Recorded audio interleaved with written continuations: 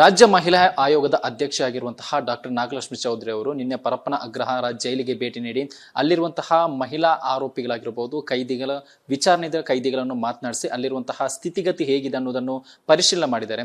ಇವತ್ತು ಖುದ್ದು ನಮ್ಮ ಜೊತೆ ರಾಜ್ಯ ಮಹಿಳಾ ಆಯೋಗದ ಅಧ್ಯಕ್ಷ ಆಗಿರುವಂತಹ ನಾಗಲಕ್ಷ್ಮಿ ಚೌಧರಿ ಇದ್ದಾರೆ. ಅವ್ರು ಮಾತನಾಡ್ಕೊಂಡು ಹೋಗ್ತೀನಿ. ಮೇಡಮ್, ನಿನ್ನೆ ನೀವು ನೋಡಿದಂಥ ಸಂದರ್ಭದಲ್ಲಿ ಏನೇನು ಅಲ್ಲಿ ಮೂಲ ಸೌಕರ್ಯ ಆಗಿರ್ಬೋದು, ಏನೇನು ಸ್ಥಿತಿಗತಿ ಹೆಂಗಿದೆ ಮೇಡಮ್? ನಾನು ಸುಮಾರು 12 ಗಂಟೆಗೆ ಪರಪ್ಪನ ಅಗ್ರಹಾರ ಜೈಲಿಗೆ ಭೇಟಿ ನೀಡಿದೆ. ಮಹಿಳೆಯರನ್ನ ಇಟ್ಟಿರುವಂಥ ಆ ಒಂದು ಕಟ್ಟಡಕ್ಕೆ ನಾನು ಹೋಗಿದ್ದು. ಯಾಕಂದರೆ 2 ಕಿಲೋಮೀಟ್ರ್ಗಳ ತನಕ ಯಾರನ್ನು ಒಳಗಡೆ ಬಿಡೋದಿಲ್ಲ, ಅಷ್ಟೊಂದು ಬಂದೋಬಸ್ತಿದೆ.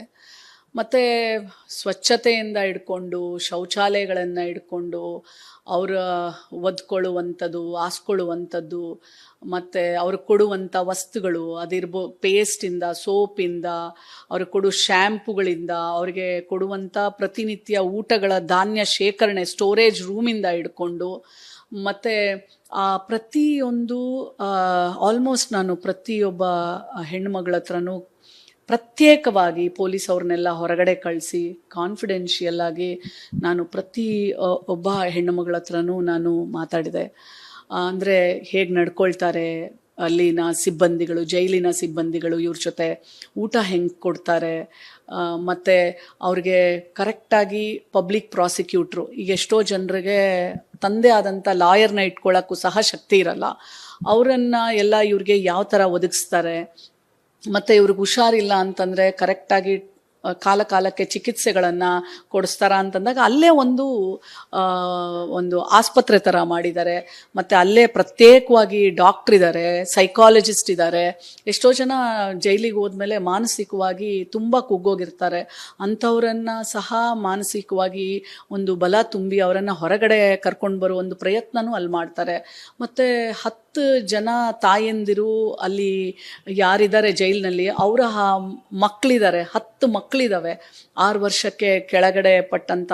ಅವ್ರಿಗೆ ಅಂತಾನೆ ಒಂದು ನಮ್ಗೆ ಹೇಗೆ ಕೂಸಿನ ಮನೆ ಇರುತ್ತೆ, ಅಂಗನವಾಡಿ ಇರುತ್ತೆ, ಅದೇ ಥರನೇ ಭಾಳ ಚೆನ್ನಾಗಿ ಆ ಮಕ್ಕಳಿಗೆ ಒಂದು ಕ್ರಶ್ ಇದೆ. ಅಲ್ಲಿ 3 ಜನ ಟೀಚರ್ಸ್ ಇದ್ದಾರೆ.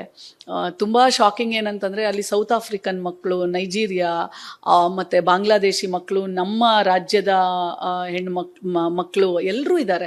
ಕನ್ನಡ, ಇಂಗ್ಲೀಷ್ನಲ್ಲಿ ಹಾಡುಗಳು, ರೈಮ್ಸ್ಗಳು, ಇವೆಲ್ಲ ತುಂಬ ಅಂದರೆ ಆ ವ್ಯವಸ್ಥೆ ನನಗೆ ಒಂದು ತೃಪ್ತಿಯನ್ನು ತಂದಿದೆ.